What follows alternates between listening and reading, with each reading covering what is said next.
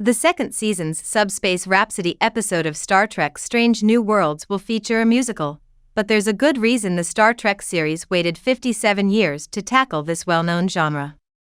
Despite several efforts over the years, Subspace Rhapsody will be the first ever Star Trek musical episode, as Strange New Worlds continues to include a variety of genres into its narrative.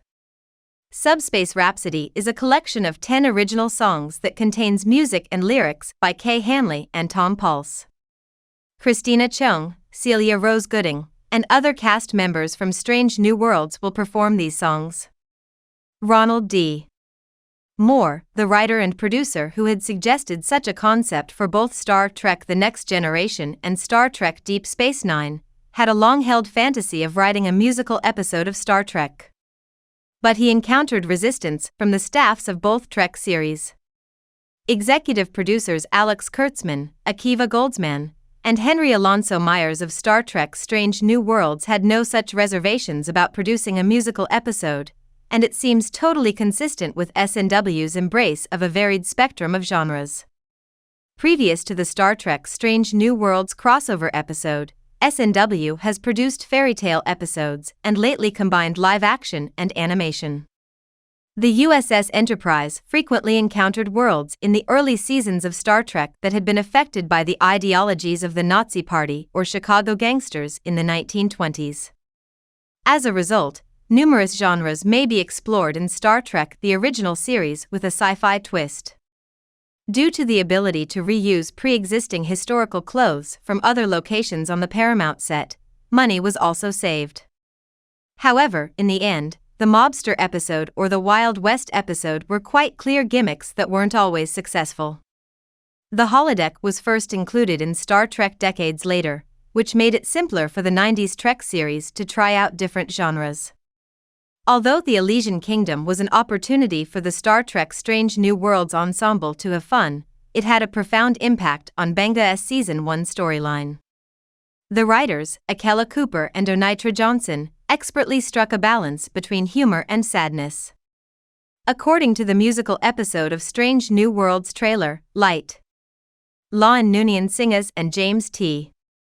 Kirk's continuous romance may be comparable to that of Subspace Rhapsody. The fact that the musical episode in Star Trek Strange New Worlds is no longer a novel concept is the biggest issue with it. It was before Buffy the Vampire Slayer that Ronald D. Moore initially proposed a musical Star Trek The Next Generation episode.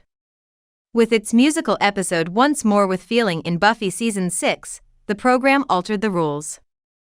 Numerous programs have since followed in Buffy's footsteps, including The Flash, Fringe, Lucifer, and even Grey's Anatomy. Like Glee and Crazy Ex-Girlfriend, there have also been entire musical TV programs.